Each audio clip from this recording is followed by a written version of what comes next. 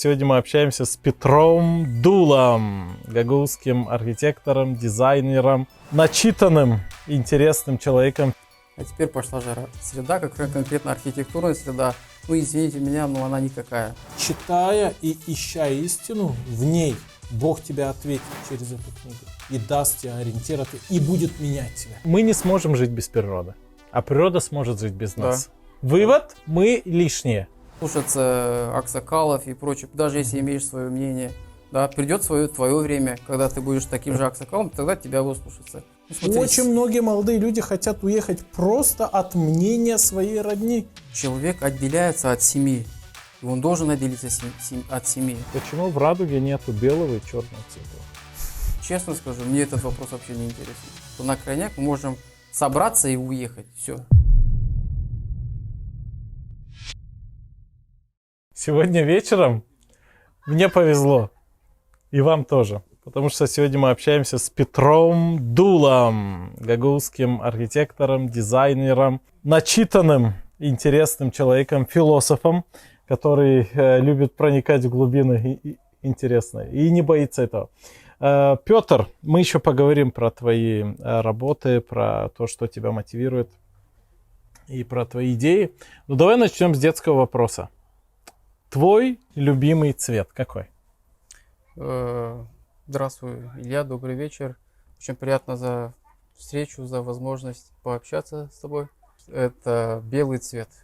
Белый цвет для меня в архитектуре белый цвет, он идеальный. Вообще белый и черный цвет не считаются как цветом, они идут как ахроматические цвета, то есть это цвет.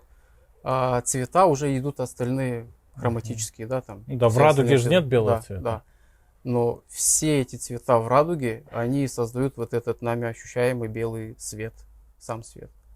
То есть поэтому, как бы, не только поэтому, но мой идеальный цвет для меня в архитектуре, в пространстве, это белый цвет, белый свет. И в нем, как бы, у меня ассоциируются практически вот все такие глубинные представления, ощущения и по форме, и по философии. И вот. То есть белый — это не скучный цвет больничных халатов, нет, да, и строгости какой-то, или белого листа на контрольный, который надо заполнить, а это цвет потенциала, через который все остальное проявляется? Это чистота, это вот именно вот на фоне белого, даже возьмем пример архитектуры, мне что очень нравится, именно выделяется на белом фоне тень. То есть, как бы, тень, это что-то черное, это что-то, как бы, ну, да, там, мрачное. Именно с белым контраст. Но именно хороший. вот в контрасте с белым и выделяется тень. И также, выделяя эту тень, также мы видим хорошо и свет. И, в общем, все вот это вот в комплексе мы видим самые базовые принципы вот построения формы. Это вот игра на светотени. Все. Петр, давай поговорим о ценностях и смыслах. Люди заняты творением, архитектурой, творчеством, постоянно имеют дело со смыслами, с поиском, с переосмыслением себя, настоящего, прошлого, будущего. И это очень интересно. Я именно таких людей приглашаю сюда, в эту студию, потому что они, можно сказать, проводят над самими собой эксперимент. Они не расслабляются постоянно. Душа обязана трудиться и день, и ночь, да, писал классик русский. И вот вопрос. Мы в этой студии говорили вот с Леной Макану, с Верой Гарчу. И они озвучили, я согласен с этим, основные базовые гагаузские ценности. 3. Это семья, это традиции, культура и религия. То есть 3 слона, на которых на сегодняшний день мировоззрение нашего народа основано. Ты согласен? Петр, гагаузы — кочевой народ. Казалось бы, архитектура, ну, с одного места на другое часто съезжая, а мы часто переезжали. Там, на протяжении тысячи лет. Мы с Алтая... Так сложно создавать, ну, конечно, сложно архитектуру и регулярные планировки, и населенных пунктов. Ну, смотри, где самая развитая архитектура? У оседлых городов, да? Париж, Лондон и так дальше, где люди тысячелетиями живут, и в это место они вкладывают, и они не Да. боятся, они доверяют Да. пространству. А у нас, у гагаузов, есть страх, может быть, недоверие пространству. Потому что мы постоянно куда-то двигаемся. Мы с Алтая сделали круг, мы дошли везде, где-то оставались на 100-200 лет, потом двигались. И сейчас мы тоже двигаемся, и половина народа уже сдвинулась куда-то. И это все не очень-то, мне кажется, да, располагает к такому серьезному, красивому строительству. Больше такое утилитарное, чтобы польза была людям. Ну, я тебе скажу, что мне сложно ответить поистине на этот вопрос. Я не знаю, что там было, скажем, в умах тех людей, тех племен, какие проблемы у них точно в реальности были, почему так. Может, у них такая философия была. Может, природа так и гоняла Да. животные, мало ли. То есть, Ну, вообще это тайна, почему они да, двигались. да, это- Много теорий есть. Может, да. это тоже как бы это осталось у них и в культуре это все, да. И это неплохо. Я согласен с этими тремя ценностями, как фундамент, как база. Это так и есть, это так и будет, это так и должно быть. Но также, вот как ты сказал, то, что человек доходит до определенного момента, когда он осознает, что он должен сорваться, уйти, убежать, переехать, что-то сделать, там, например, в другое место, чтобы подняться над самим собой, над чем-то, ну, чтобы сделать шаг. Потому что в противном случае, да, если он это чувствует, этот момент, что он должен что-то сделать, измениться и прочее, и он это не сделает, то он останется вот как бы даже не на месте, он, возможно, начнет деградировать психологически, творчески, по профессии. Честно признаюсь, я сталкиваюсь с этим моментом лично. Смотри, Библия, 1 страница, 1 стих. «Вначале сотворил Бог небо и землю». Это пространство. Земля была безвидна и пуста, и Дух Божий носился над водой. То есть пространство, но оно пустое, хаотично. И потом Бог создал свет, Бог создал землю, воду, отделил и начал вот работать с этим пространством как-то. И в раю тоже есть пространство. Мы не знаем его точные размеры, и оно 2-3-мерное, а может оно 9-мерное. Тут уже это интересная отдельная тема. Но там тоже пространство есть. Есть рай, есть ад, есть этот город небесный Иерусалим. То есть и там и своя архитектура. Свои архитекторы В этом, проектируют. ну да, Откровение, Очень интересно. 20-21 глава, там и дальше. Там описано про этот город. Да, интересно. Там 12 оснований у него, 12 ворот, это все золото. Были дела в Кишиневе, было время, я с утра пришлось как бы время немножко подождать и решил прогуляться по парку ВДНХ, по-моему, да, там, Комсомольское озеро. И такая мысль, как бы, есть информация и мысль, и как бы проявилась, что чувствуется и ощущается, что да, есть работа, есть задачи здесь в регионе, много, хочется реализовать те же, скажем, современные какие-то тенденции, технологии, формы, архитектуру у нас в регионе. Но ты чувствуешь то, что для того, чтобы ты это все смог сгенерировать через себя и создать, сначала ты должен где-то как-то это все испытать, изучить, посмотреть хотя бы, как делают другие, как это все опробовано, исследовано, скажем, познакомиться с рядом уже опытных специалистов. То есть Тебе нужна вот, среда интеллектуалов. да, среда, вот как раз, я это давно чувствую, что у нас здесь в регионе очень среда, как конкретно архитектурная среда, ну, извините меня, но она никакая.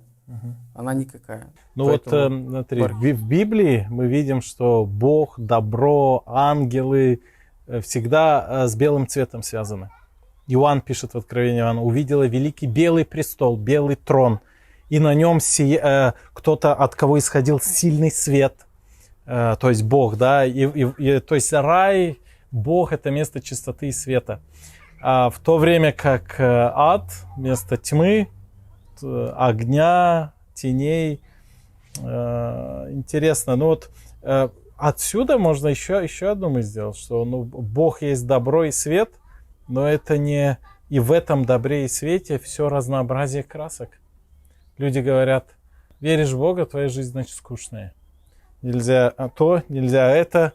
То есть, ну, такое связано, ну, как будто с монашеским таким мышлением и образом жизни, хотя, кто сказал, что это плохо, и якобы, ну, вот эта узость какая-то. Но на самом деле через белое и через добро ты, наоборот, начинаешь видеть мир в его истинных красках. Человек отделяется от семьи, и он должен отделиться от семьи. Но от какой семьи? От родительской семьи. Для того, чтобы он создал свою семью. Да. То есть суть семьи-то остается, фундамент остается, базис остается, принцип остается. Семья, она женщина, мужчина, дети. То есть этот принцип, эта структура остается. Ну, смотри, Очень многие молодые люди хотят уехать просто от мнения своей родни, потому что они имеют противоположное мнение или другое какое-то свое, но не осмеливаются противопоставить его мнению большинства. То есть у нас патриархальное общество, которое имеет вкрапление неординарно мыслящих людей. Теперь как быть? ну, теперь смотри, вот Я и общество люблю, и индивидуумов люблю. Сегодня есть возможность, мир открыт. И ты это знаешь, я это знаю. Да.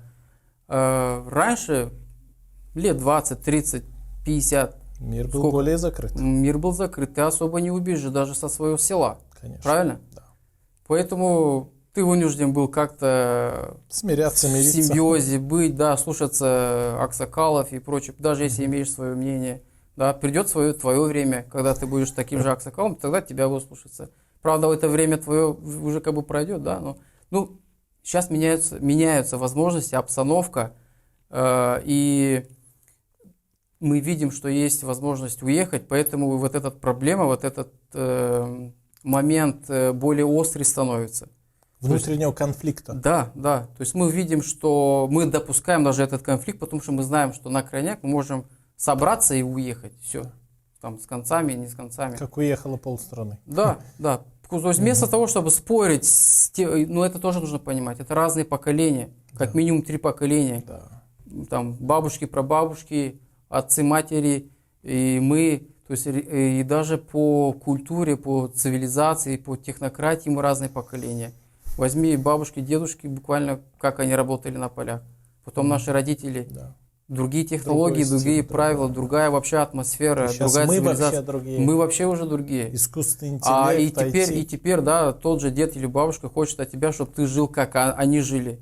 По тем причинам, даже бытовой, даже световой день у тебя не может Другой. быть, как у них. Ну, никак не может. Да, но оторвавшись от них, человек не находит себя все равно.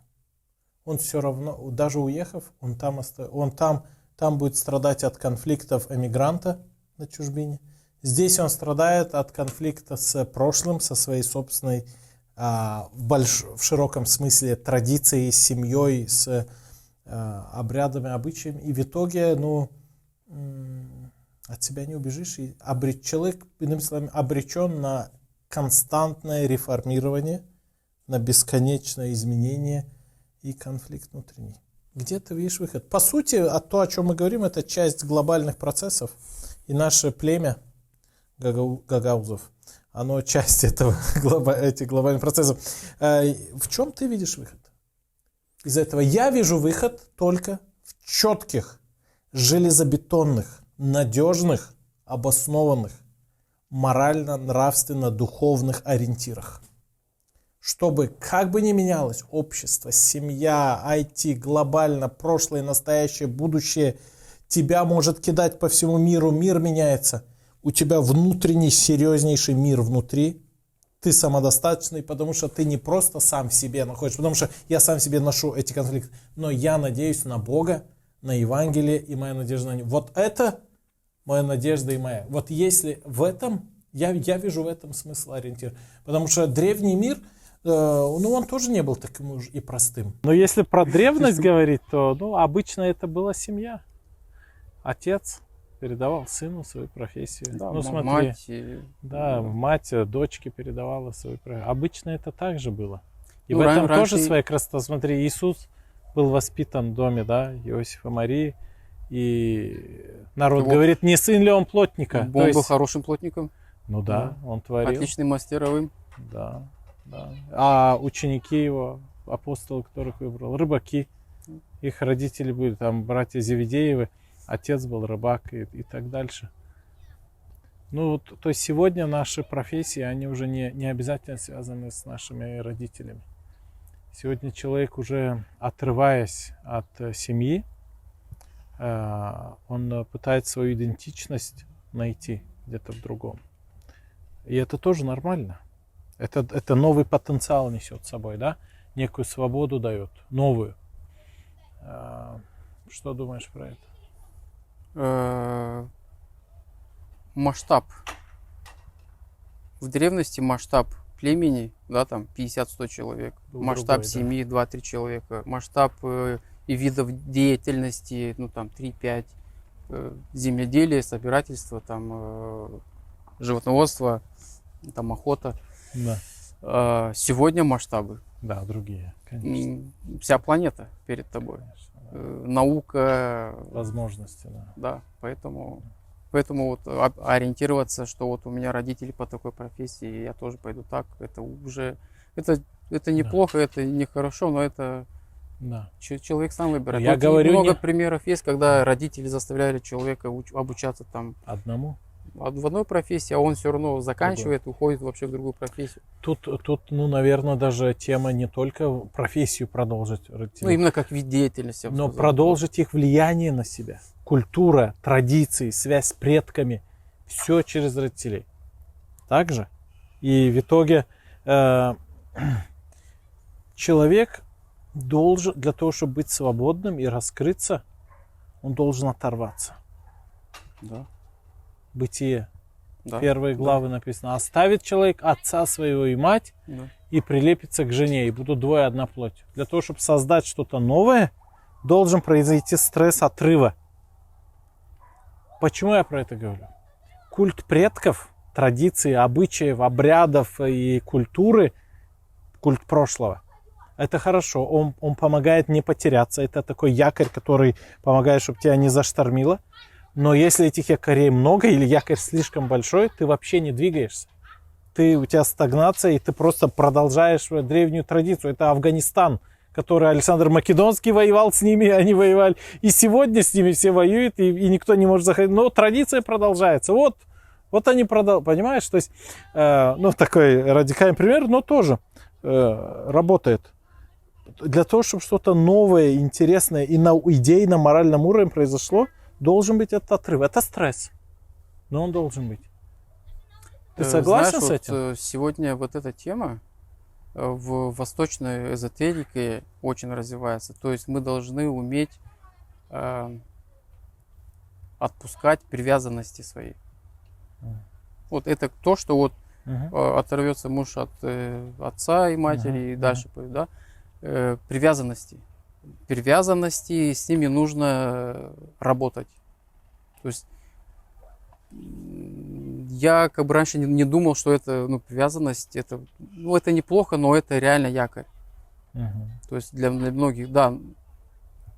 Но когда послушал, скажем, тех немножко знающих людей, интересно было понять, пережить этот момент, что именно, чтобы реально пойти или сделать и поменяться, ты должен обрубить вот эти привязанности к старым. Ну, не все, конечно, не полностью. К примеру, Да, к тут примеру, вот я сегодня вот мудрость. замечаю тоже, что вот есть у нас ряд традиций гагаузских, не скажу какие, и мы пытаемся их и соблюдать, но я сейчас смотрю вот со стороны на это все, и через это тоже я прошел.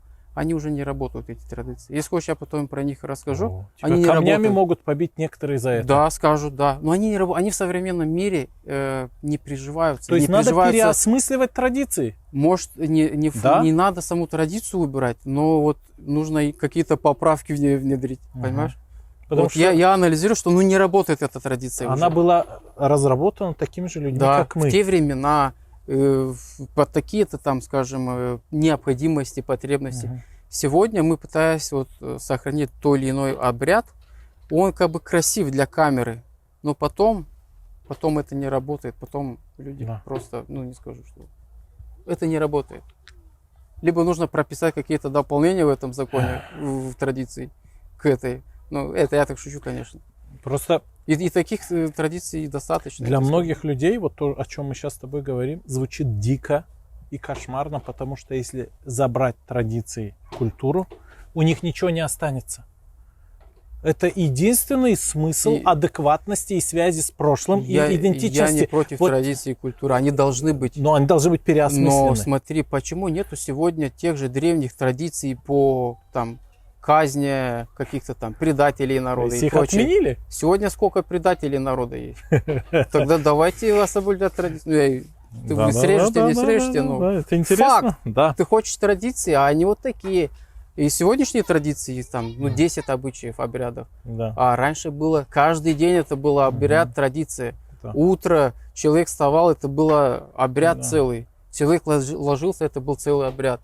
Каждый день имел, вот Федор Дорогой, у него есть книги очень интересные. Там прописаны каждый день, это свой цвет,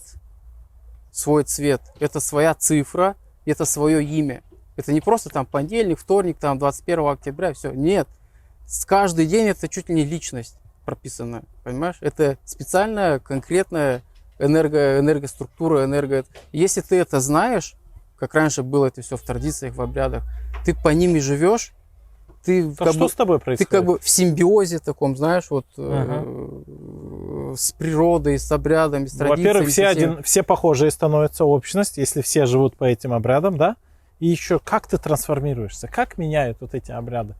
И вот интересный момент, то, что как они менялись, они, насколько я знаю, точно не смогу сказать, но есть такой фрагмент у меня в голове, я запомнил, что собирались именно старейшины, да, там вождь, и они под те или иные происшествия в племени, они придумывали как бы под этот традиции, обряд, как бы закон такой, да, вот. Сегодня это законы прописываются, а раньше вот это все под обрядовостью прописывались вот эти коды поведения, коды жизни, коды быта. Обряд создает смысл и комфорт существования. Это как такой якорь, значочек, чтобы мы ориентировались в этом царстве хаоса. Ну смотри, обряд, петь гимн. Ну это как бы ритуал. Это взято из древних ритуалов. То есть символы какие-то, да, у людей, которые есть. Обряд здорования. То есть это все помогает как-то создать предсказуемость и комфорт нашей жизни. Но то есть надо понимать, что если только в рамках обрядов ты живешь, то ты не поймешь ни себя, ни общества. И ты в определенный момент ты должен отойти в сторону, противопоставить. Ну, за что? Ну, сегодня есть такие практики восточные. Тот же Ошо там разбомбил целую систему европейских взглядов, и менталитетов и религий. Ну, правда, он делал страшные вещи, как бы скажем так. Но, по сути, он сделал тот пример, о котором ты говоришь. И таких примеров много. А знаешь, кто... Чтобы выйти за границы устоявшегося, нужно эту границу самый яркий пример этого кто? Христос. Ну, возьми первый век нашей эры, после Рождества Христова. Древний Израиль оккупирован римлянами. Постоянные войны. 70-й год евреи восстают против Рима. Полководец Тит приходит, разрушает Иерусалим. И прекрасный храм Соломона, одно из чудес света древнего мира, разрушает. Все евреи раскиданы по всему миру. 2000 лет были раскиданы, пока государство Израиль не сформировалось в 1947 году.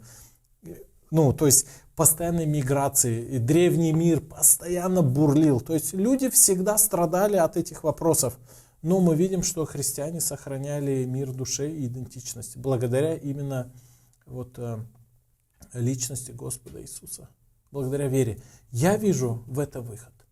А ты в чем ты видишь ориентир моральный? Спасение от этого конфликта? Наверное, я соглашусь с тобой. Потому что до того, как ты как бы объяснил свою позицию, я не видел выхода другого. То есть каждый личностно, индивидуально кто-то из этого всего мог найти себе выход. Да, там где-то нашел интересную работу, крутые там хобби, хорошие, творчество. Да, разные. Да, но в целом, да, как для народа, как масса, как для поколения, чтобы это все еще из поколения в поколение как-то спасти, не утерять, потому что можно легко ассимилироваться и полностью забыться. Да. И именно как остаться, сохранить вот это все, ну, наверное, кроме либо религии, либо каких-то твердых моральных условий. Ну, мы сегодня видим, как даже это сегодня разбавляется, растворяется. Ну, так, А без этого даже вот, реально никаких ориентиров, баз, точек ничего. не останется. писал Но это Достоевский. тоже испытание. Это очень серьезное испытание. Почему в радуге нету белого и черного цветов?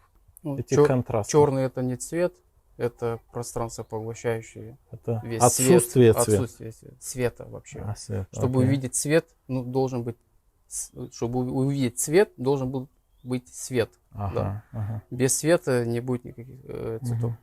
И в радуге, радуга, по сути, это преломление белого света, самого света, да, который мы Прозрачный, видим наверное. как белый цвет, по Мгм, сути, да. мгм. И вот в радуге преломление уже составляющей света, его фотонов, частичек, и Да. каждый имеет свою частоту, свой угол преломления. И за счет этого мы и видим те или иные цвета сами. Мгм. То есть поэтому я не против самих цветов, мне они все нравятся, и желтые, и оранжевые, Мгм. но в комплексе это белый цвет получается, понимаешь? Я не могу Да. отречься от какого-либо вот Ну, цвета, конечно. оттенка, Ну, это комплекс, да. поэтому вот сказать, что... Мгм. Есть вот психологии вот архитектуры, дизайна, есть моменты, где строго нужно контролировать именно присутствие того или иного цвета в пространстве, особенно и в интерьере, где человек непосредственно проходит там больше времени, скажем.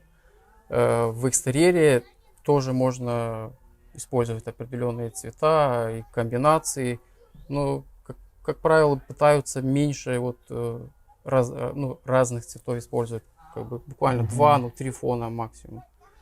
Но это зависит тоже от стиля дизайна. Да, Например, в да. Африке Да. там наоборот стиль состоит в том, чтобы было много наляпистых цветов.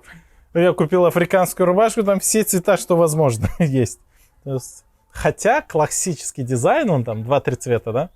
И вот представь себе вот архитектуру города в таких бешено ярких цветах, там люди будут просто с ума сходить немножко. Это будет влиять на их Конечно, подсознание. на психологию человека, на его ощущения. Ну, красный цвет — это цвет страсти, Ну, это хорошо, нормально. Но почему агрессии, с почему одной нет стороны. травы, сплошной травы, все там в красном, к примеру, Да. да? То есть, Да. может, есть какая-то трава, которую можно там целыми полями засыпать, но в природе... Больше зеленого да, цвета. да, Вот да, смотри, Бог да. создал, да, и больше зеленого голубой, успокаивающего. синий такой, да. Ага. В целом белый какой-то. Ну вот я смотрю, пространственный. вот зеленый, синий доминирует.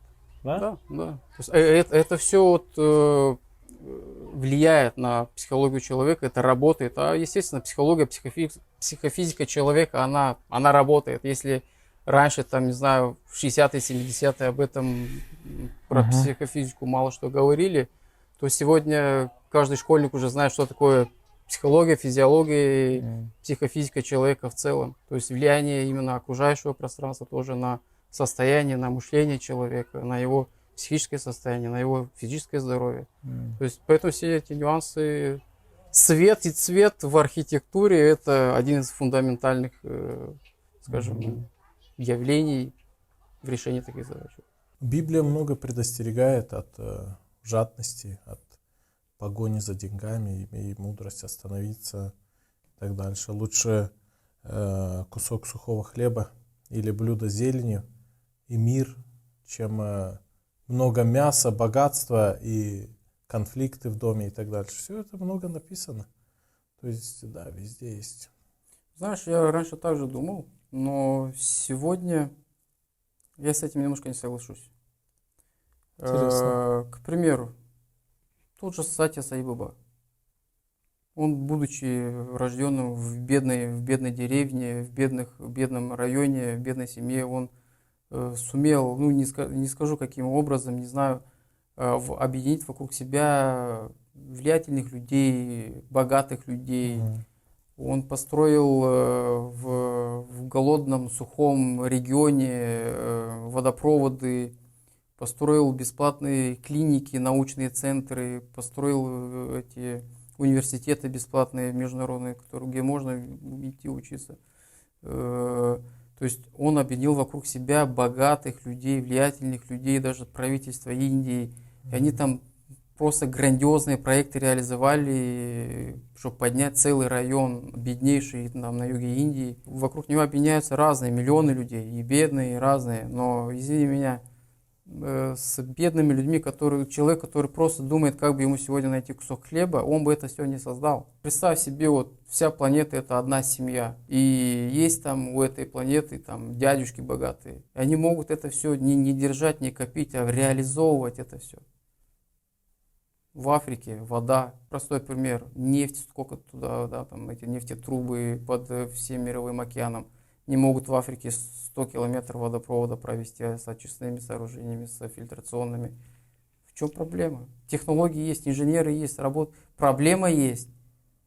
Нет, надо же, чтобы вот здесь было прям переизбыток, а вон там не было у людей даже стакана воды. Это гуманизм. Сегодня есть вот такие возможности, скажи мне? Есть. В Америке, у американцев, у европейцев, у русских, у китайцев есть такие возможности? Есть.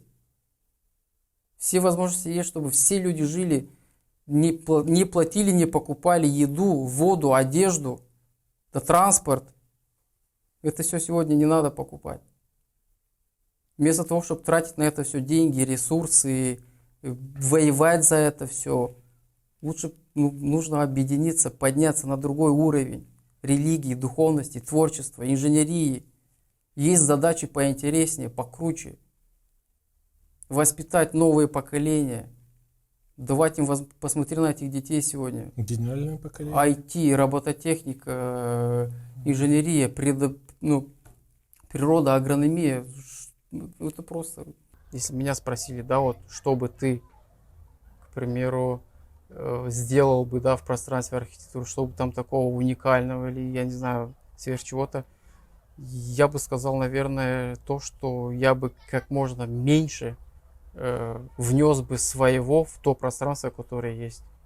К примеру, тот же лес, то же поле, тоже городская среда. То есть, как будто, такое противоречие вот, во мне в последнее время. Оставил бы природу, как она есть, и То по есть, минимуму влияния человека. Вот с точки зрения, вот мне нравится вот эта философия японской архитектуры, то, что, да, строить, создавать функциональные пространства, но создавать его так, чтобы минимально влиять и внедряться в эту природу, в то место, в котором она создается, либо проектировать таким образом, чтобы ту часть природы, ту часть пространства от природы, которую мы заняли в архитектуре, в решении архитектуры и конструкции, вернуть ее назад. Тоже озеленение, тоже дерево, к примеру, строят там они дом, либо террасу, там какое-то дерево растет, они его не срежут, они его красиво решат так, чтобы огибать его, и наоборот, он будет центром композиции всей этой идеи. То есть человек как ответственный хозяин Да, природы. поэтому я смотрю на то, что да, мы должны создавать пространства функциональные для себя, под разные функции, но должны это создавать так, чтобы не прийти бульдозером, все снести, и вот посадить просто там бетонный блок, и все, там чисто функция. А я понимаю, там про промышленность, что-то там, супертехнологические какие-то там объекты и прочее. Но даже сегодня это решается через архитектуру, через современный дизайн пространства, современные материалы, технологии. Это все очень правильно, классно, четко решать. Да, но мы часто забываем про силу природы. Вообще-то человек тысячелетиями главным его врагом, знаешь, что был? Человеку враг и природа. Постоянно воевал, боролся с природой, он строит, природа разрушает, понимаешь? Поэтому в долгосрочной перспективе природа всегда выигрывает. Всегда выигрывает долгосрочно. Поэтому это люди ушли. Природа, она очень... мы думаем, что мой фантик, который я бросил, разрушит природу. Да природа тебя переварит 1000 раз. Кто ты такой? Это мое мнение. Кстати, подтвержденное некоторыми источниками. Смотри, тут как бы... Природу, да, надо беречь. Правильно, да, надо ответственно относиться. Но если эту мысль довести до предела, до крайности, и быть чрезвычайно активным в ней, то это получится современное либеральное эко-веганское мышление человека. Знаешь, вот с одной стороны убедительно звучит. Вот я читал пытался понять эту категорию людей. Ведь это сейчас модно быть таким эко-веганское такое мышление. Почему? Значит, надо познать другого человека, поставить себя на его место, понять его. Чтобы был мир, надо взаимодействовать, понимать друг друга. Правильно? Правильно. Дальше. Для того, чтобы был мир, надо поставить себя не только на место человека и понять его, но надо постараться понять и поросенка, понять и Хрюшу, понять и овечку. Поставь себя на ее место и будь ответственным не только за себя, но и за нее. О, теперь я поставлю себя на ее место, я не захочу кушать шашлык больше. Она ведь не хочет быть на шашлык. Потом дальше, то есть надо стать веганом. А еще дальше, либералистское стремление к смерти. Магеридж про это писал много. Поставь себя на место огурца, помидора и капусты. Это что же живое? Это что же живое? Фотосинтез идет. Значит, теперь я их не должен срывать. Вывод. Человек должен умереть, чтобы природа жила. Именно до этого предела доводят свою философию. Эко и активисты, это уже радикальное такое мнение. Я что хотел сказать, что ты прям взял да, радикальное. Я взял радикальность, да. Чтобы мы увидели в контрасте это специально. Да. Недавно говорил про Жака Фреско, гений современности, понимаешь? Мы привыкли слышать про гениев 19 века, 18, начала 20-го. Жак Фреско – величайший гений современности. Его идеи, его открытия, его мысли вообще, как он мыслит, каким... Да я даже оставляю в сторону религию, законы, морали и прочее. Вот человек сугубо практик, техник, чисто научный деятель, и то он настолько гуманно это все создает, творит и продвигает такую... не буду сейчас раскрывать все это, кому интересно, пусть изучают Жака Фреско. Проект Венера. Скажу следующее. К примеру, я смотрю на то, что нужно максимально аккуратно подходить, с архитектурой, со своими хотелками или нуждами человеческими к природе. Но это не говорит о том, что нужно отказываться от этого. Да. То есть я про что говорил, что сегодня современная архитектура, дизайн, технологические материалы, инженерные всякие открытия, они позволяют нам решать эти функциональные задачи, потребности человека, общества, промышленности, да. Решить тот или иной объект, либо комплекс, либо город, либо населенный пункт максимально, максимально в удобной таком симбиозе с природой. Дружеский к природе. Да. И тогда и мы будем вознаграждены. Поэтому я тоже взял, скажем так, радикальные позиции, что я бы максимально убрал бы себя от вмешательства природы. Но так как нужно решать человеческие функции, задачи, необходимые людям, жилье, государству, промышленность, социально-культурные объекты, окей, надо решать, но решать это философски, решать это как-то сопоставляя себя с той же природой. Да. Понимаешь? Но теперь... Не то, что я это не природа, я могу сюда прийти и сделать, что хочу. Нет. Я та же природа. Какая-то из его форм, разумных, неразумных, не знаю, разные бывают. Но мне нужна определенная задача, определенное пространство, определенные материалы здесь поставить. И уже задача архитекторов, дизайнеров, промышленных дизайнеров. Это все пространство решать таким образом, чтобы решить это пространство с природой в гармонии. Пример Христос, реальный пример Христос. Он жил в теле, в материальном теле. Он умер и возродился. По сути, он воскрес, но он трансформировался из одного материального состояния в другое, какое-то, я не знаю, световое, суперматериальное состояние, как ты говоришь, измерения, 3, 4, 5, 6, 8 измерений.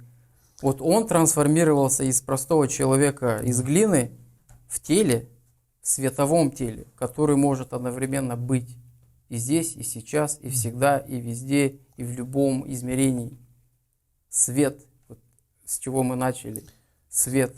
Смотри, суть Пасхи в чем? Христос воскрес. Так. И мы, верующие в Него, воскреснем. Так. То есть, конец виден, выход виден, свет, надежда. Победа над смертью, главным врагом и страхом человека. Есть. Понимаешь? Конечный продукт, он. Воскреснуть и это не правильно. умирать больше. Это правильно. Быть с Господом вечно. Ты читаешь Библию. Как ты относишься к Библии, к Слову Божьему? Хорошо отношусь. Это один из фундаментов, скажем, наверное, моего, не знаю, менталитета, духовной составляющей. Да.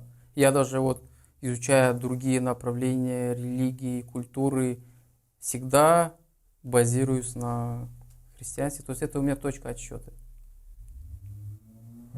Поэтому, как я отношусь? Это Библия ко мне относится. О. Шучу, конечно. Да.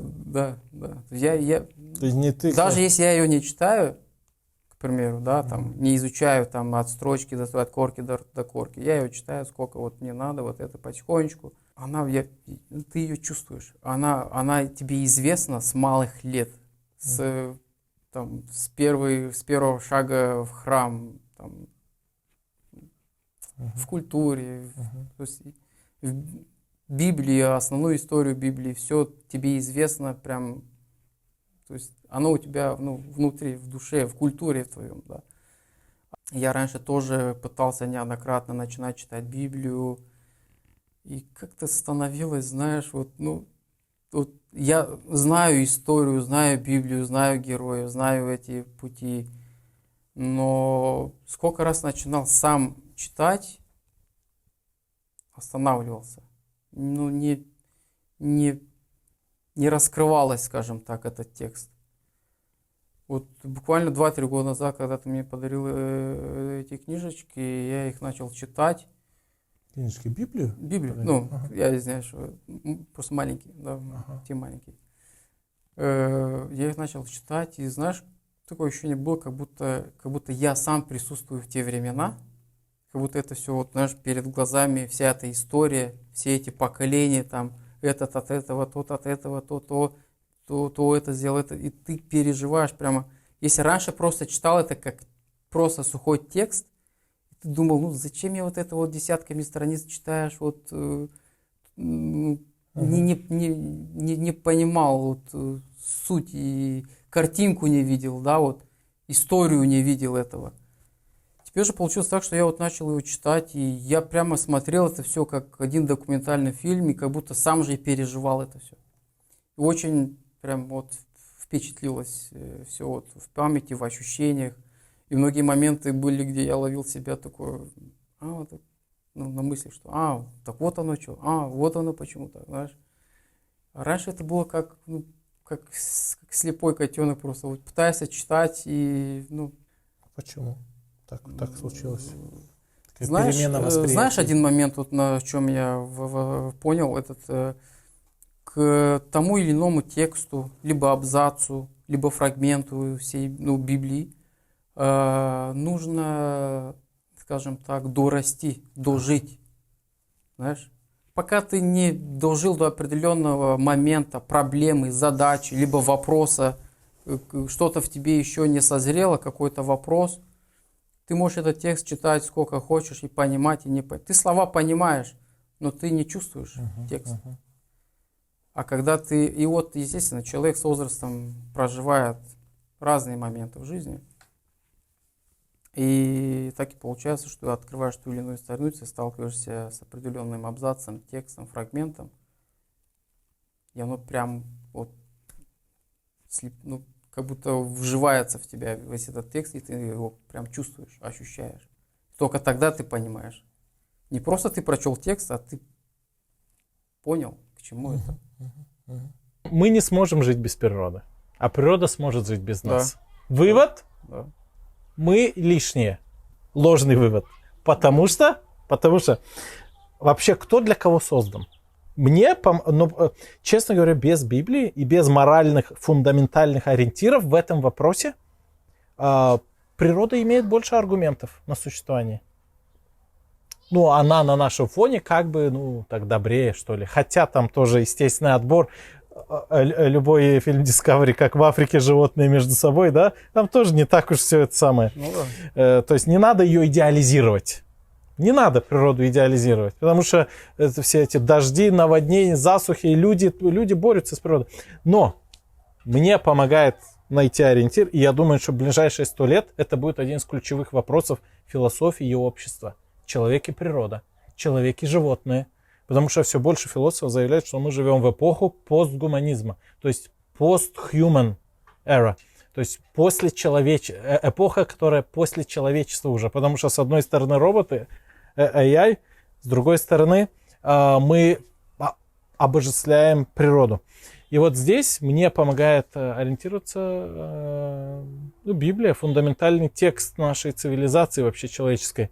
Бог создал природу для человека и поставил человека хозяином, менеджером, директором этой природы. И сказал: возделывайте, заботьтесь, пусть, то есть будьте хозяевами над ней, господствуйте над ней.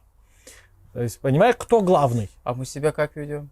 Как хозяева или как воры? оккупанты? Или вот это хорошо. Как паразиты? Вот это вопрос. В природе есть вот понятие паразитарное существование и симбиоза. Вот. Мы должны, наверное, судя по твоим словам, по Библии, хозяин, быть в симбиозе с природой, да, а не в паразитарном существовании. Вот, да. В принципе, я про этот принцип и пытаюсь объяснить, что вот решая архитектурные, градостроительные задачи, мы должны это все решать с учетом в симбиозе с природой, а не в паразитарном таком отношении к природе. Читая и ища истину в ней, Бог тебе ответит через эту книгу и даст тебе ориентир, и будет менять тебя.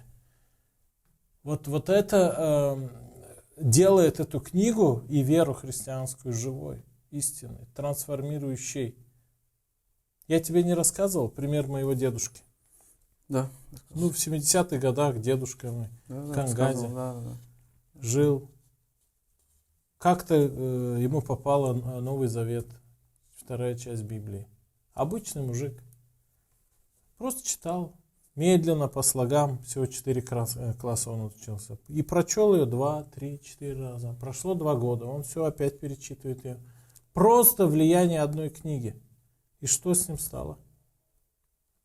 Он перестал пить, он перестал курить, он перестал ругаться, перестал злиться, перестал с женой иметь конфликты. Само собой как-то читая, вникая, переосмысливая свою жизнь. Моя бабушка говорит ему: Мария, Илья, так Юлейсля oldu yaşama seninle. Не oldu senin? Так хорошо стало жить с тобой. Что случилось? Читай еще эту книгу, она на тебя хорошо влияет. Мужики стали на улице, в поле, задавая вопрос: что с тобой? Что, в веру подался и так дальше. То есть одна книга, она меняет. Понимаешь? Да, но Бог по-разному работает. Иногда через батюшку, через пастыря, через друга, через ситуацию в жизни, через пограничную со смертью ситуацию. Как-то он сработает, и если ты реально ищешь, ты придешь в итоге к Господу Иисусу и к Его Слову. Без этого ориентира, просто предоставленные сами себе, мы не можем. Да, Бог говорит, что природа есть, чтобы мы, смотря на природу, на чудные дела Божии, задумались о Нем, о Творце. Смотря на творение, задумались о Творце. Но кроме этого, следующий уровень – это через Его Слово. О чем это говорит? О том, что Бог нас не оставил. Да. Гагаузы жили просто и часто даже бедно, или, скажем, сельское хозяйство, люди, животноводство и сельское хозяйство. Там высоких технологий в обществе не так много было, мы народ простой. Но вот я вспоминаю старые гагаузские дома. Да. Там своя красота есть. Да. Человек из глины делал его, но он позаботился о красоте узоров на двери, на окне, на скате крыши. Да. Я Почему? Причем эти дома сохранились до сих пор. Многие.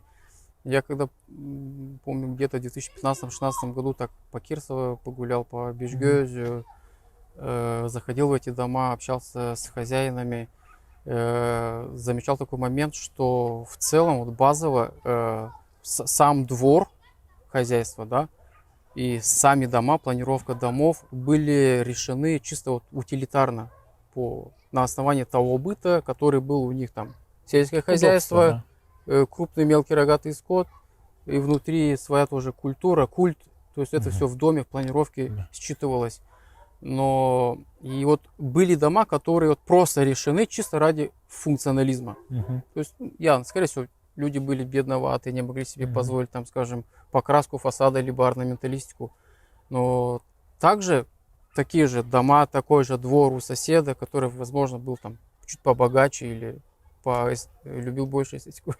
Вот они, по ходу, вот, нанимали специалистов. Были тогда специалисты, именно, которые умели делать эту и резьбу, и лепнину. Они сразу делали ее по лекалам своим.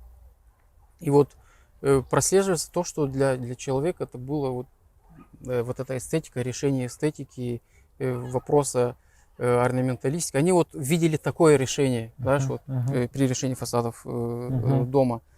И при этом у них основное, вот, что я смотрел, вот именно сохраняется тот быт, который у них присутствовал вот, там, и это очень интересно, вот как заходит корова, там ослик, его тропинка, куда он идет, свой амбарчик, там все. И твоя красота. Да, вот именно вот этот маленький двор и как он функционально спланировал, очень мне вот как будто ловил себя в моментах, что мне как будто больше нравится, как спланирован двор, чем орнаменты. То есть орнаменты, эстетика, а именно как человек решил свой быт, свое как бы микрохозяйство в рамках вот этого двора, своего участка. Это очень интересно. Причем повторяющихся домов, дворов нет. У каждого индивидуальный свой двор, своя калитка, свои пути проходы, свои ангары, свои подвалы. Но софра всегда круглая. Почему? Солнце круглое. Символ солнца. Может, это символ демократии? Равенство. Равенство? Где-то да, где-то нет. Батя есть батя. Отец всегда центр. Патриархат оставался. Да, поэтому... Но смотри, на Востоке все эти низенькие столы, они прямоугольные, квадратные. Вот у гаузов всегда круглые. Круглые. Всегда круглые. Вот тебе тема для докторской. Да. Тем вообще очень много. Смотри, сегодня мы ждем второго пришествия Христа, да? Да. Сегодня что мы имеем? То есть некая такая готовая цивилизация, которая вроде как бы развивается, но она уже как тот волос растет уже назад, внутрь, в голову, да? Понимаешь? То есть общество сегодня, цивилизация сегодня, технократия сегодня достигает уже до точки определенного невозврата, где мы должны будем сделать выбор. А зная человека, зная общество в целом, человек, мы простые, мы не сможем победить этот момент. Для этого должен появиться тот, который сильнее этого. В те времена... Со стороны или из людей, я не знаю, откуда он появится, но должен появиться та сила, которая будет неким противовесом тому, что мы создали за 2000 лет. 2000 лет назад был Христос. Он сделал вот эту, как молния, да, вот разряд сделал тогда. После него пошла другая эра, другая эпоха, другие обряды, другие традиции. То есть поменялось. Сегодня мы дошли до определенного тоже точки развития, где Олимпиада сегодняшнее открытие. Вот тебе пример. Вот мы подходим до той точки, о которой говорится в Библии. Мы подходим до той точки, о которой говорится во многих учениях и моментах. Знаешь, чем уникален период, в котором вот мы живем, по крайней мере, жили и наши предки? То, что вот здесь на европейском пространстве последние лет 60 не было больших войн, больших конфликтов. Но сейчас проходит эта эпоха.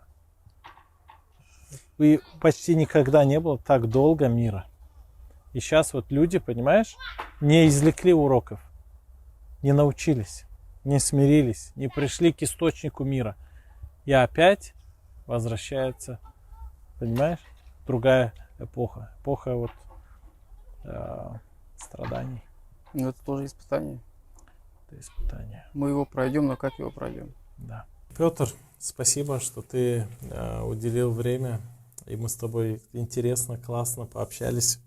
Мы говорили о христианской теологии, о восточном мировоззрении и попытке осознать себя. А мы говорили о гагаузской культуре, обычаях, традициях. То есть мы попытались осознать себя, наш народ, роль, место в истории, в мире.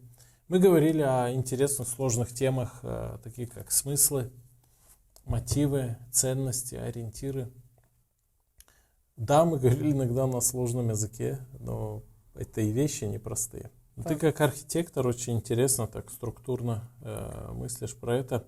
Спасибо, что уделил время. Спасибо вам за вечер, за беседу, Всех благ. за темы.